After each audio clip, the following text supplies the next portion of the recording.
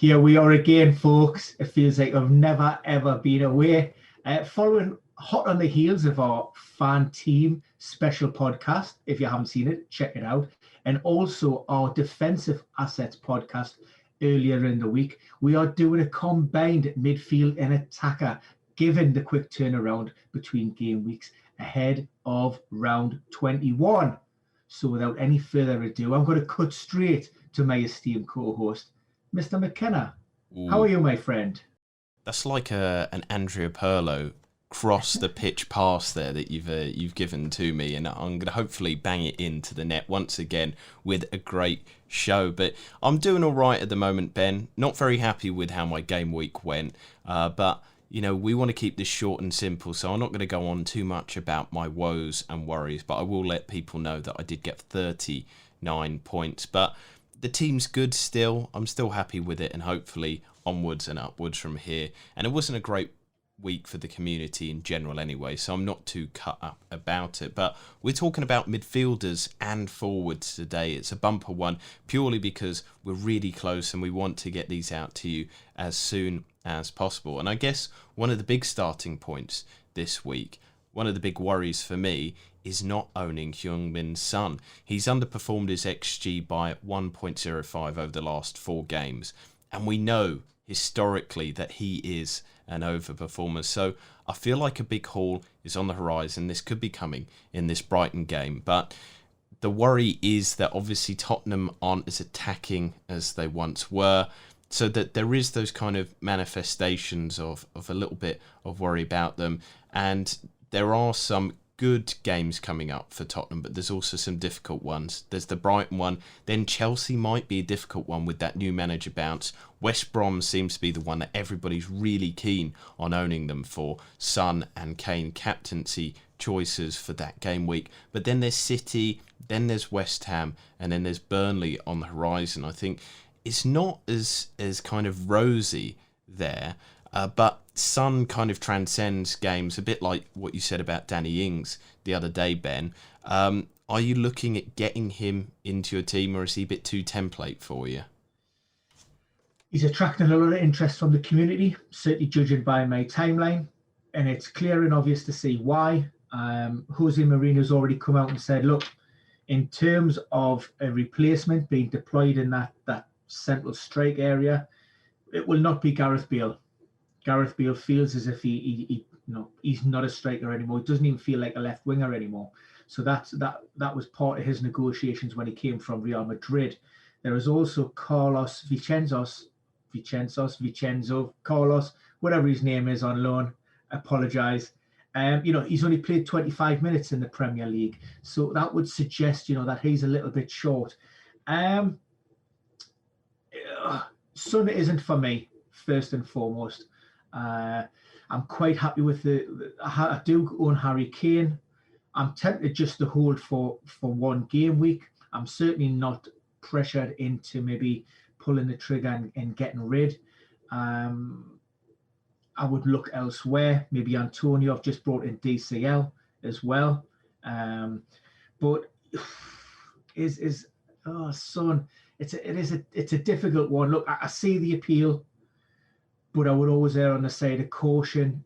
I don't think Tottenham are as dynamic as they have been. They seem to have, cooled, which is reflected in their stats in terms of their offensive, and attack returns. Tottenham have always done quite well in the past when Harry Kane has been absent, when you expect Tottenham to have their backs against the wall. Heung-min Son will step up and often take on that mantle. But I just don't know if it's a different Tottenham team to the one, that we've seen in the past, maybe when Harry Kane has been out. And therefore, look, if you own Son, he's definitely a keeper. But is he somebody that I'd be looking to bring in? Not for me. Yeah, it's an interesting one at the moment because historically you'd say Son kind of fills in when Kane's not there. But we've seen this season that there's been almost an over-reliance on Kane and Son as assets for Tottenham because everything, every chance, every shot, every goal seems to be coming through them at the moment. And a stat that I put the other week is that Tanguy and Ndombele, behind Son and Kane, is the third top scorer at Tottenham, and he's hardly ever on the score sheet. So it does make you wonder where that creativity is going to come from and where that link up and goals. I think Son will do all right, but there is that little bit of worry that how good can he do without Kane? But there's one person that I think that we do have to talk about, and he's already started off his good run with a goal against West Ham. This is Wilfried Zaha. He can do it by himself. And I think, you know, his good result against West Ham, Crystal Palace scoring 2 goals, which is very rare for them. But the upcoming fixture list, it would leave many salivating if the player wasn't in the Crystal Palace team. But then looking at his data, 8 out of Zaha's 12 attacking returns this season have come against bottom half of the table teams. So he does seem to be a player very much affected by fixture swings. The Palace side are very poor going forward, but when they do score, on the odd occasion that they do, it is Zaha involved there. And like I said there, looking at those fixtures and looking at his numbers as well, the fact that he's only a few points behind Sadio Mane over the course of the season, and he's not too far behind Grealish as well, who are seen as much more kind of delightful owns. But the teams that he's playing next as well, Newcastle, Leeds, I mean, they're really good. Wolves, who he's playing in game week 21, they've not been great recently. They've really struggled. And then there's some great fixtures in between there. Burnley, Brighton and Fulham. I mean, that's probably the best run of any attack over the next game weeks up until game week 26. Obviously, that's a little bit into the future because that goes to the end of February. But then I like long-term picks. I don't like to have, oh, so-and-so's got a good game week. We're not playing fan team. We are playing fantasy Premier League. So we've got that longevity in mind. So I think Zaha's kind of a good pick, and he's cheaper. And I think the other kind of discussion point with midfielders and with any of these assets is the fact that premium assets are not doing the bit. Salah has blanked. Bruno Fernandes has blanked. Son has got all these worries about them. We might have to be investing more in defences, but also more in these slightly cheaper midfielders so that we can have that rotation and also kind of jump on good trends, because there is nothing consistent. What is consistent this season is the inconsistency. So I think it's a hard one to call. Now, I do want to move it on because I know that you have been keen on Zaha, Ben. So just kind of explaining our points of view there. But I'm going to come in and maybe remove the rug from under your feet, because you mentioned that you got DCL in, but I've looked at the Everton data in these 2 games, the attacking data, with DCL back as well, but Digne was in there. James Rodriguez played 85 minutes against Wolves, 84 against Leicester, but the Toffees are still rock bottom for chances created. They look devoid of chances, and maybe they will get their rhythm back because these games up next are Newcastle and Leeds, but there are big questions because they aren't creating like they were. When they scored those 17 goals in a 6-game period, they had all those players fit. But sometimes even getting those personnel back is not going to be the change that they need. There was maybe to do with the fact of COVID, and a lot of teams just weren't concentrating at the start of the season. Maybe that over-inflated our expectations. And I know DCL has been consistent. Maybe he's their kind of talisman that transcends it. But I'm just not happy with any owns apart from defensive ones in Everton, Ben. Are you sharing that little bit of worry? I think we've had this discussion before, and I knew you weren't as sweet on DCL as I possibly was. This is a good shot draw for me. This is away from the data. What the data doesn't tell us is the fact that, DCL had been carrying a hamstring problem. Richarlison had been carrying a niggle. James Rodriguez wasn't 100%. Lucas Digne was absent as well. Ancelotti's changed from a 4-2-3-1 to a more sort of orthodox, robust 4-4-2. That says Digne in a slightly advanced position. If he sticks with his back four, which would see Holgate and Godfrey as the two fullbacks. Look, and I think Everton look a lot more solid and there's a lot more potential in there. And of course, obviously going up against my guys in the first game on Saturday, we're on a dire run. Defensively, we're missing some key players. Confidence, it is an all-time low, and I just feel as if Everton can get back on track, and maybe they're a little bit unfortunate to draw midweek. If it wasn't for Jordan Pickford, gifting Leicester a goal, they could have come away with 3 points. And again, it's a bit of a platform for them. They've had their lull. So for me now, it's an opportunity for them to lay down a marker and really go and look at attack that top four. And so for that reason, I'm willing to take a punt on DCL. I mean, I wish you all the best, Ben. As always here, we're the happy podcast. We want each other to do well. Sharing the love, and I hope it pays off for you, because you are the template buster. You do seem to call a few of these players before their peaks. Gundogan is one, that I will remind people that you did call, and it was a brilliant choice there. But I'm going to move it on to the other side of Liverpool, the other side of the Mersey, and we're talking about the Liverpool attacking assets. Now, the interesting discussion for me is not whether you should have a Liverpool attacking asset. I think Mane and Salah are still good owns. I think the more legitimate conversation is, should you have Mane over Salah? And looking at the kind of data over the last few game weeks, Mane has been knocking on the door. He looks really kind of more of the attacking of the two of them. So over the last 6 game weeks, the XGI of Mane is higher than Salah's, much higher than Salah's. But you look at the number of shots inside the box, Mane is top, whereas Salah is much further down. Mane's had 8 more shots inside the box. And in terms of just pure XG as well, Mane is almost 2 ahead of Salah in that game week period. And I know there's been those lack of goals there, but what is also amazing to me is the number of shots inside the box are just of his total, 19 shots in total, 18 of those are inside the box. I think Mane is looking a lot sharper, and I don't know whether that's to do with COVID, if that's affected Salah more than Mane, which is a really legitimate question. We don't know how a lot of these professionals are kind of reacting to that virus. So would you say that maybe it is fair to have that adjustment move over to Salah, from Salah to Mane? Because I still love the Liverpool attack. I think it's a really good, it has that underlying data there. They have been unlucky. I think that's just the honest story. They've been unlucky, and in other game weeks they would have scored 5, 6, 7 goals in those games. They've just not been as good as they were. Yeah, look, the Tottenham game could be a springboard for Liverpool to really, again, to push on. They can't afford many, if any, slip-ups at all, the way Manchester City are playing at this moment in time. Salah's now on a 6-game goalless streak in the Premier League. I mean, has that ever happened before? I'm not really sure it has. And the way he's playing, he had a goal unfortunately disallowed against Tottenham, and he has been on the cusp of things.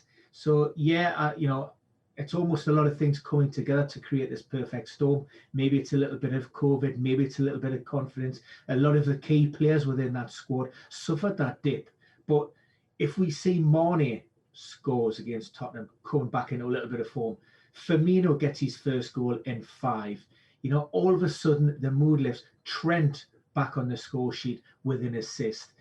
Straight away you've got 3 big players there coming into form. That's going to lift the rest of the squad. They're going to create, that'll lift Salah. For me, Salah just always edges it because of the spot kick potential, and we've seen how many penalties are floating around these days. So he's worth that extra little bit of confidence to bring him in. So yeah, I'm still sweet on Liverpool attackers. If I was to go down that route, there's nothing, right out the storm, and hopefully there's a little bit of light at the end of the tunnel.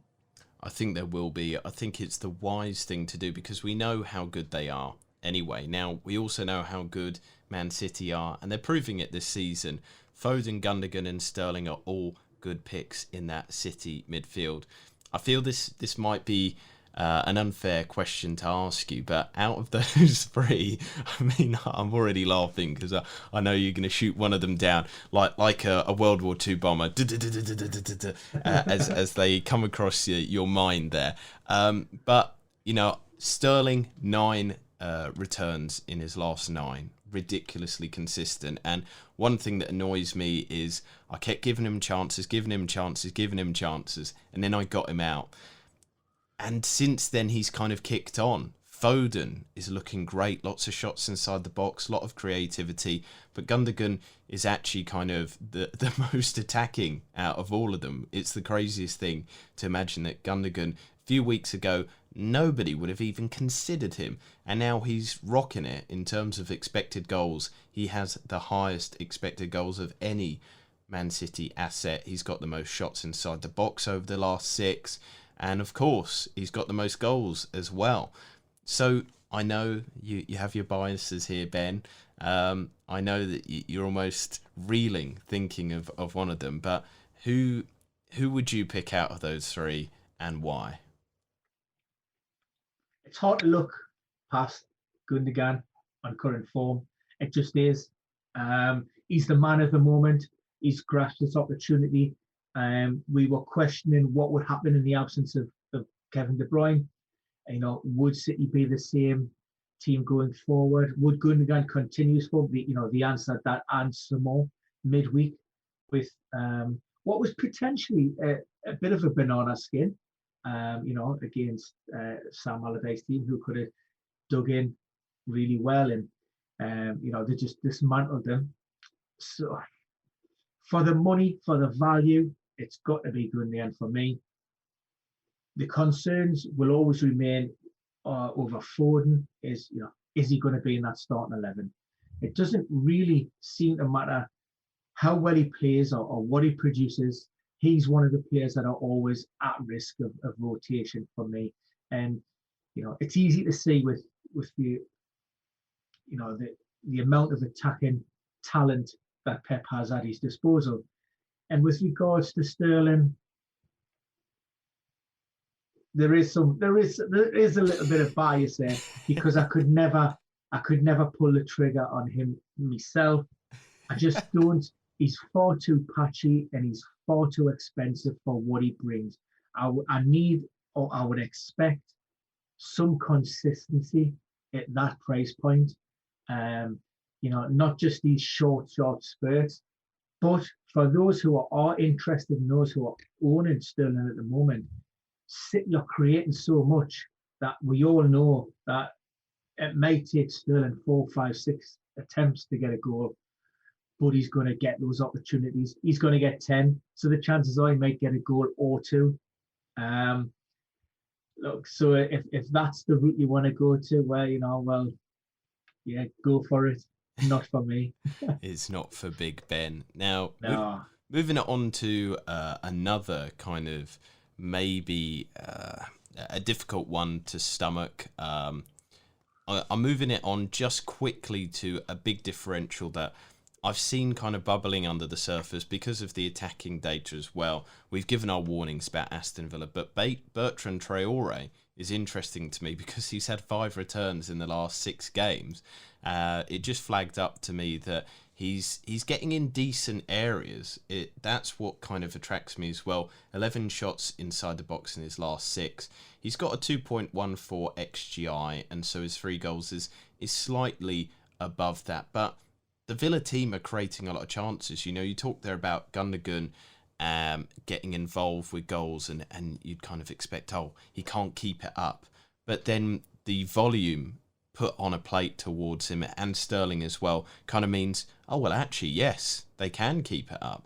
So maybe this is the same with Bertrand Traore, but the obvious question is, will he be starting and minutes like that? So can you kind of give assurances about his starting, and also if you like him as a super, this is like really Ben territory in terms of differentialness? Yeah, he is on my radar. He is somebody to look at. Not somebody that I would give any serious consideration to. I think we touched upon it in yesterday's podcast around, you look at Villa and you think Watkins, you think Barkley, you think Grealish. Those are the three, main attacking assets that I look at.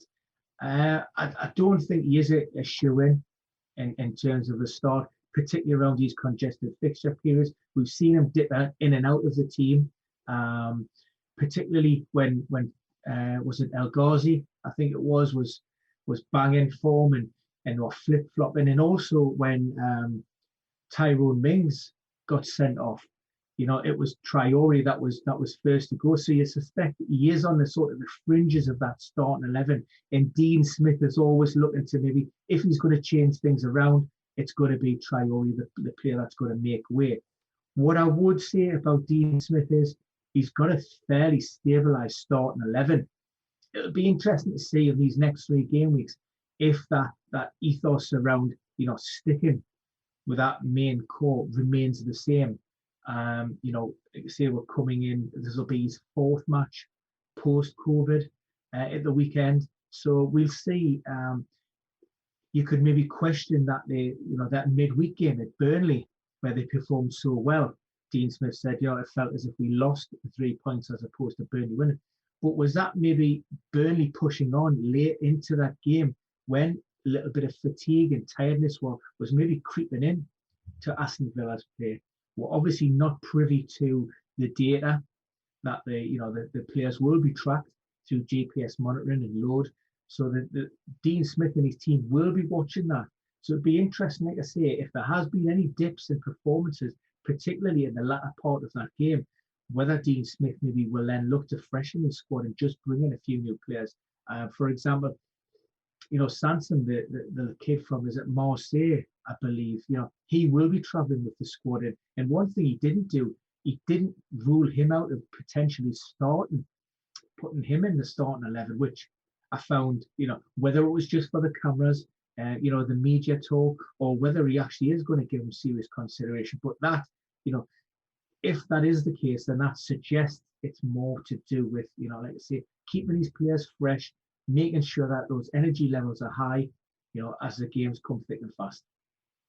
Now, talking of keeping things fresh, Chelsea are kind of doing their consistent things that we all know and love. That it's kind of a revolving door there at Stamford Bridge. It must have been oiled up nicely recently to push Lampard out and welcome in Tuchel. And just for everybody listening, do tune in to the London is Blue podcast, which will be out very soon, explaining the tactics and the reasons for Lampard's departure, but also why Tuchel might or might not be a good thing for Chelsea. But one of the kind of discussion points that Dan did bring up, Dan Dormer from the London is Blue podcast, said that Callum Hudson-Odoi is his kind of pick to be almost the blue-eyed boy of Tuchel at the Blues of Chelsea, the kind of person that might do the best there. And at his price point, if he is a 5.7 kind of starter week in, week out, that can be brilliant, a huge one.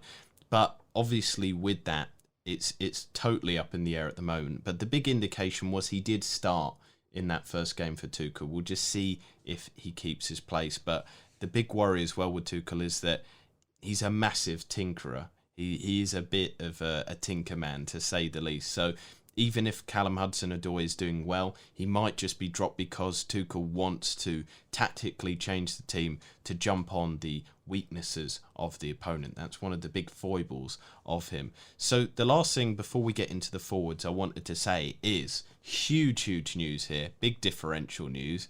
You'll be proud of me on this. I'm captaining Barnes this week.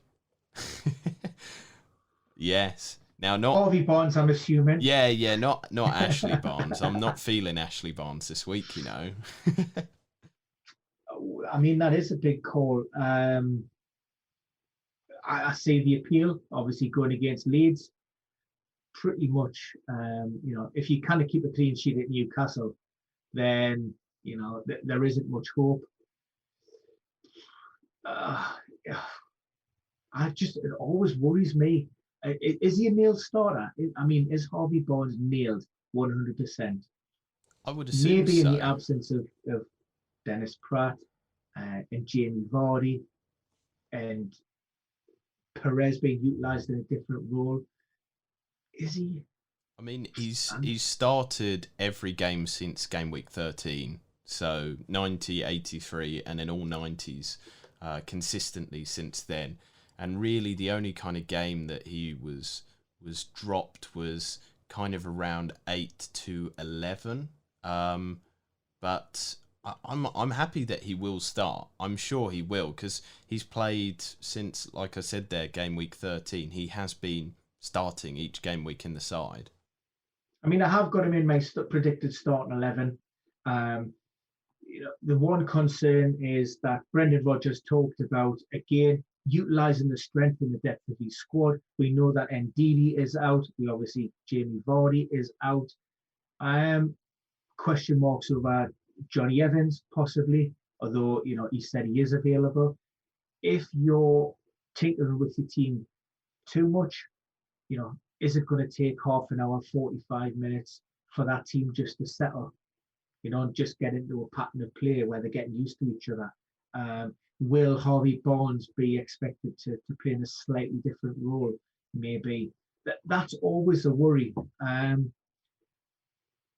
So good luck. Good luck, man. That's what I offered you with DCL. Yeah, but, look, I think we touched upon it earlier in the week, and I think I said I prefer Madison. You did, Barnes. And Perez. You preferred Perez over Barnes as well. Well, Brendan Rodgers loves Perez, and he's going to play in that central strike role. So he could be a good differential this weekend, Ayoze Perez, if he starts, because Kelechi's there as well. That would be the only concern. But maybe he's on a one-game shootout. Maybe on something like Fantasy 5 jackpot. You could go with somebody like Perez. You know what? That's not a bad shout at all. Because if you haven't heard of Fantasy 5 jackpot, it's a free game where you pick 5 players, and all you have to do is beat the predicted score. And you win 10 grand. The first jackpot was won this week, so it's been big. It's well known within the community. It's not as easy and as simple and straightforward as everybody thinks. It is quite difficult. There are a couple of tricky ones in there, but certainly, the Leicester Leeds game is high on their game week, and we're looking at an 8.5 points for Perez, which is a tough ask. You're looking for maybe a goal and an assist in there, but you know what? It's quite possible that he might do that. And in fact, he is in my Fantasy 5 jackpot team. Well, what about my big man, Ashley Harvey Barnes? Barnes, he's priced at well. His projected points target is 8.5 as well. Oh, so they're neck and neck then. I would prefer to hang me hat on a striker at 8.5 as opposed to a midfielder. I think it's a big ask for a midfielder. James Madison is at 7.5, so that that does appeal as well. But you know what? I have actually went with Perez. So I love that. For a free entry to win possibly 10 grand, then why not? This is a nice little segue because it is an interesting game mode. I haven't done it yet. Maybe this game week will be my first, but you introduced me to Fan Team. It might be little baby steps, as you call little kid gloves, and that kind of usher me in very lightly. Now, we're going to bomb through some forwards here for your front lines, but we have discussed before in previous game weeks that we're thinking that the situation is turning to less goals in the Premier League, so it might be better to load up on defences. And 5 at the back is not a dirty word for us at all, Ben, is it? I mean, we kind of fancy that. But the first one, the obvious one that you have to bring up is Watkins. He's got that good underlying data. typically underperforming as always, which is the frustrating thing about him. But he has been getting involved in the right areas over the last few game weeks, and he's had a fairly high XGI, fairly good shots in the box, so it's not a bad one. And the thing is, as well as his kind of involvement with this attack, this is the thing that I've been kind of almost focusing a bit too much on, is the attack of Aston Villa. The side have put such good numbers up that I feel it's almost an inevitability. I think that he's bubbling under the surface. He's got, so in terms of forwards, he has the third best XGI of any of the forwards in the Premier League, and then he's actually got the second best shots in the box. So I think it's there waiting to happen, this kind of big haul, and because of the poorest defence of Southampton this weekend, I think it should be. But the fixtures coming up for Aston Villa also make it a really enticing period for them. So I think he's a good shout there. I'm going to quickly introduce the others as well. Lacazette, I think he's a great one. Good underlying data. And Arsenal have some all-rightish fixtures going forward. And I say all-rightish because on paper, Man United comes up as a big red, but then their underlying defensive data is not good at all. Then you look at Wolves, and again, that one is always seen as a difficult one, but defensively, they've not been great recently. And then Villa, I think, again, they've looked good this season, but the data's not there. They're coming back from COVID, and they look sloppy at the back, and then it's Leeds. So it's quite a good little run there for Lacazette when you actually contextualise the games. And then Mikel Antonio, we just throw that in there because Antonio's Antonio. He's doing megabits as always since he's been back. You know, it would be crazy not to talk about him when we're talking about forwards. And my final summarising point, before I throw it over to you, Ben, is just Manchester United worries. And maybe you can open out this a little bit more, but they've been posting fairly good attacking data over the last 6 game weeks. But then, like last game against Sheffield United, that just shook me a little bit. And Martial, the player that I bought in to kind of capitalise on those fairly good fixtures, well, he's blanked since game week 17. It's hard to justify owning him during this time period. So I'm fastly losing patience with big man Martial. I like him when he's on the pitch. He seems to have been popping up in the right areas. But these last few game weeks, Manchester United just haven't looked like they were. So what's your kind of advice on those picks there of Watkins, Lacazette and Antonio? And do you share these worries of Manchester United? Watkins, I like. I think there's potential to be a little bit of a goal fest down at St Mary's at the weekend. Saints carrying a few injuries, particularly in that back line. I think it'll be an open game, both teams going for it. And Watkins posting some good underlying stats. We've seen that with Cancelo, for the last few game weeks. Everybody's been expecting him to bang, and then he did. And look, I'm expecting that from Watkins as well. I think Villa will go on a decent run if they can just ride out this like I say, the issues maybe with fitness and sharpness. That would be my only worry. But yeah, I like Watkins. Lacazette in Arsenal, I find it difficult to get enthused by Arsenal, to be honest, when I watch them. I share that anxiety because as an Arsenal fan, it's been hard to enjoy them this season, but I think there has been a change, is my point there. Yeah, look, Bukayo Saka, he's been excellent. Emile Smith-Rowe has been a breath of fresh air. I think they've really injected some pace, some enthusiasm, some energy into that team, and they've been playing beyond their years. Question marks whether Aubameyang will be involved this weekend or not. I don't really think it makes that much difference whether he is or he isn't. Pepe played on the left-hand side last time. I looked a little bit better. And Lacazette, I look them together with Martial. Almost when they're playing with a smile on their face and seem to be enjoying the football, they deliver. When it's not going so well, you very rarely get a 6 or a 7 or a 7.5 out of them. It's a 9 or it's a 4.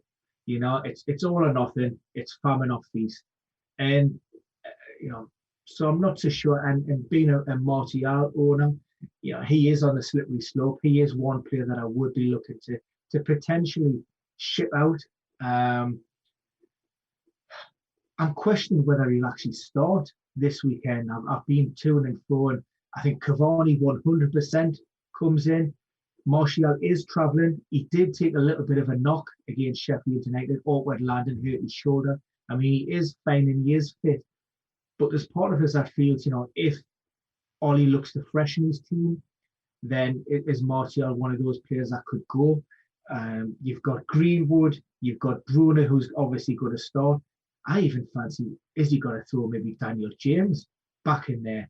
So for that reason, like I say, Martial isn't 100% nailed, given his form at the moment. And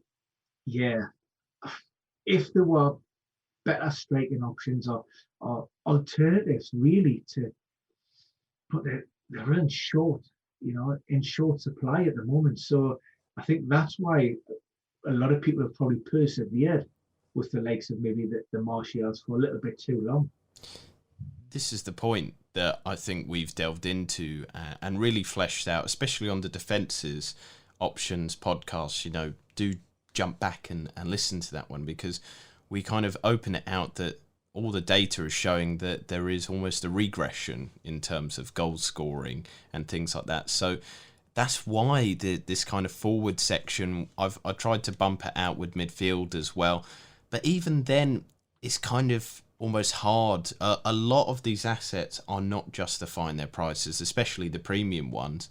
And so we're trying to look elsewhere. And obviously there are some people in the community that have done well, but this season is just so strange. And I'm not taking it too seriously as well. I'm not beating myself too much about it because it's been so hard to predict. But hopefully we've given you some good options there. And just reminding people, do remember to like, share and subscribe to stay up to date, because like I said, we've got some good episodes with the London is Blue podcast coming out. We've got the Fantasy Doctor to answer your woes and worries about certain assets and why they are injured and why they might be out for longer than the papers are telling you. And there's just a lot of good premium content that we've got on here that is all free for you to watch if you just click that subscribe button and hit that bell so that you get notifications when we are on. But as always, I thank you for tuning in, and I do wish you the best of luck with your fantasy team choices, and I throw it over to Ben to conclude. I mean, how can I follow that, Jason? So eloquently put, so perfectly put. Look, I'm going to draw things to an end now because we are 8:45 on a Friday night, and I know you've got a little bit of editing to do to get this live. I will post all the links. Follow us through our social media channels, Jason_R_McKenna and @Ben on Twitter for all of the latest injury updates and team news insights. So for now, that is a wrap. There you go. That's why I hand it over to you. You got to have the gun fingers. But yes, good luck, everybody.